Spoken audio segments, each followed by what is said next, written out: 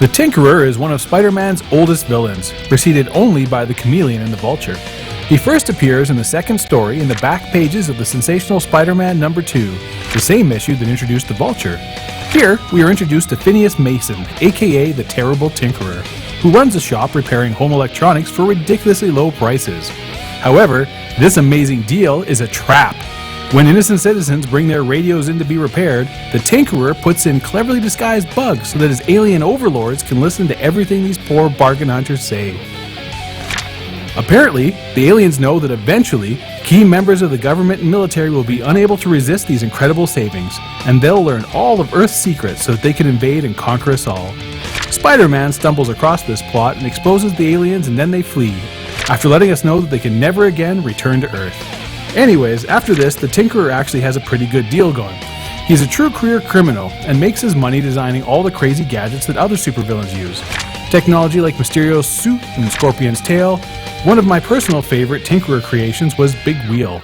See, a man named Jackson Wheel was being blackmailed by a villain known as Rocket Racer, who went around on a rocket-powered skateboard, which had also been built by the Tinkerer. So Jackson goes to the Tinkerer and hires him to make him into a supervillain named Big Wheel, because his last name's Wheel, you see. So the Tinkerer creates a vehicle called the Big Wheel for the villain Big Wheel, which is a single large wheel the size of an amusement park ride with guns and robot arms built into it. How it manages to turn is anyone's guess. They just don't write comics like that anymore. The list of people the Tinkerer has built items for is pretty long, and includes villains such as Hammerhead, Diamondback, and the Black Cat, among many others. Despite the fact that he's a trained engineer who invented a flying suit, the Tinkerer has even worked for the Vulture. Like the Vulture, the Tinkerer's child works as a secret agent. Unlike the Vulture, Phineas Mason is actually on very good terms with his son Rick, and despite being on opposite sides of the law, the two get together all the time, with the Tinkerer even helping his son out from time to time. This works because the Tinkerer isn't a villain for some ideological reason or world-ruling master plan. For him, it's just a job. His story is later changed again, when it turns out he has been secretly working for Dr. Doom all along, arming supervillains as part of Doom's ongoing efforts to destabilize America, or maybe blow up freedom, or something like that. In recent years, the Tinkerer has become more of a tragic figure. His beloved son Rick dies while on a mission for the CIA, and then his last living relative, a grandson that the Tinkerer doted on, is killed in the school explosion that kicked off the Civil War storyline.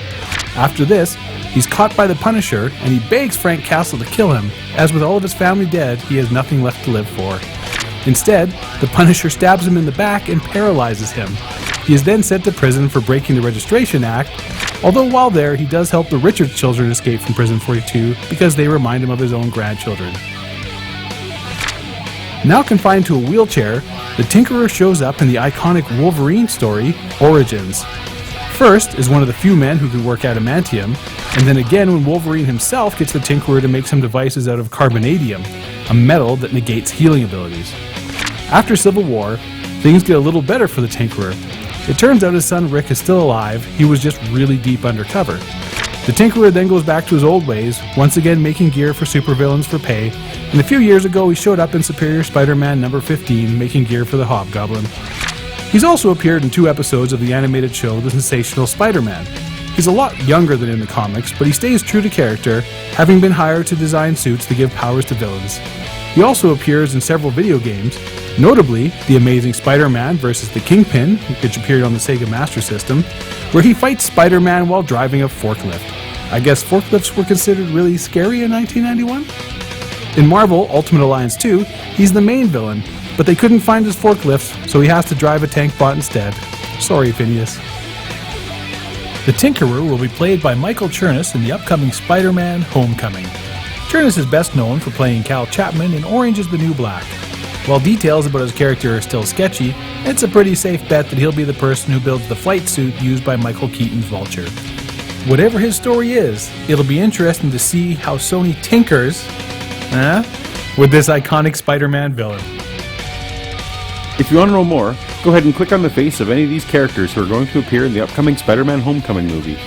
Learn all about them now, because you can't say it was better in the comics unless you know what happened in the comics.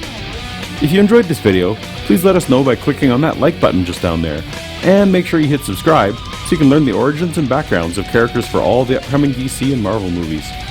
And if there's a comic character you'd like to know the history of, just mention them in the comments below, or hit us up on Twitter and let us know, and we'll probably get to it eventually.